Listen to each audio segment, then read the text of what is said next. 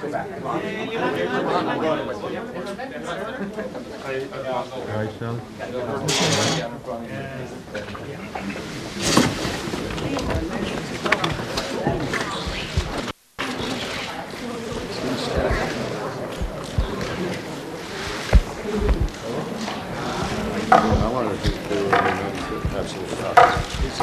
good. Hello, everybody. We got everybody in? Not yet, not yet. Hello, how are you? I'm doing fine. All right, everybody positioned? Well, I want to welcome Prime Minister Netanyahu and the entire Israeli delegation back to the White House, back to the Oval Office. This visit obviously comes at a critical time. We are seeing incredible changes that are taking place in the Middle East and in North Africa.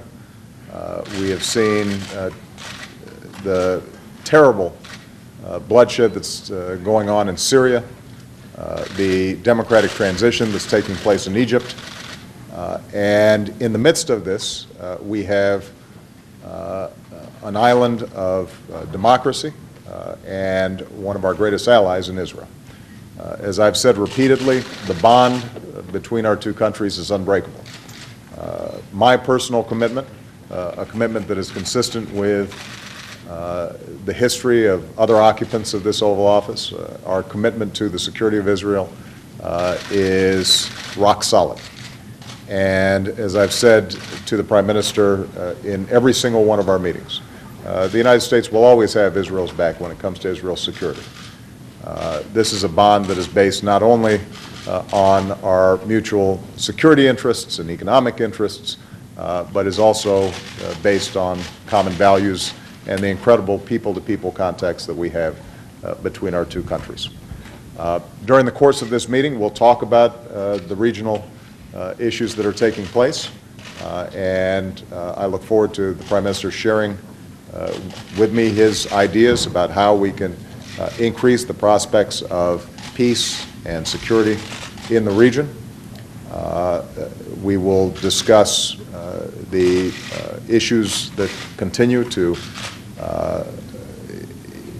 be a focus of not only our foreign policy, but also the Prime Minister's, how we can potentially bring about a calmer set of discussions between the Israelis and the Palestinians and arrive at a peaceful resolution to that long-standing conflict.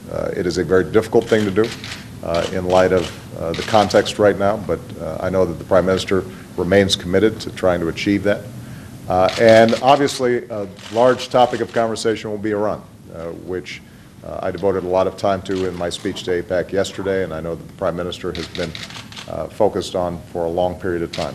Let me just reiterate a couple of points on that. Number one, we all know that it's unacceptable from Israel's perspective to have a country with a nuclear weapon that has called for the destruction of Israel. But as I emphasized yesterday, it is profoundly in the United States' interest as well to prevent Iran from obtaining a nuclear weapon. We do not want to see a nuclear arms race in one of the most volatile regions in the world.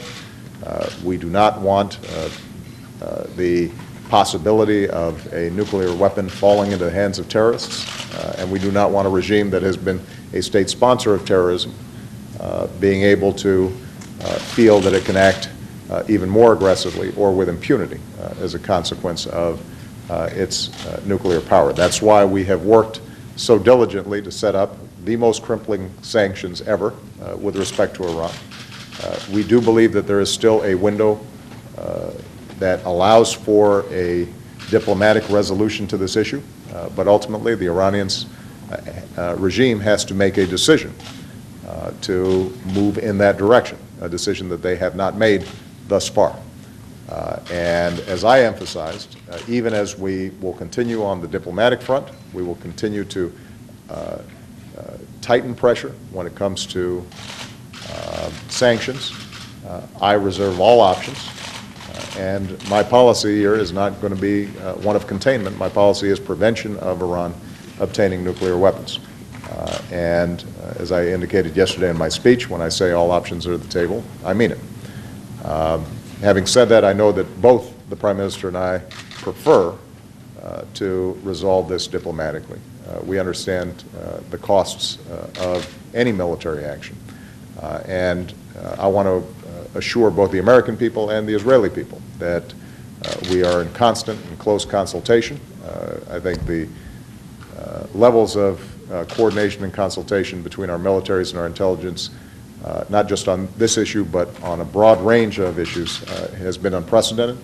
And I intend to make sure that that continues during what will be a series of difficult months, I suspect, in 2012. So, Prime Minister, we welcome you, and we appreciate very much the friendship of the Israeli people.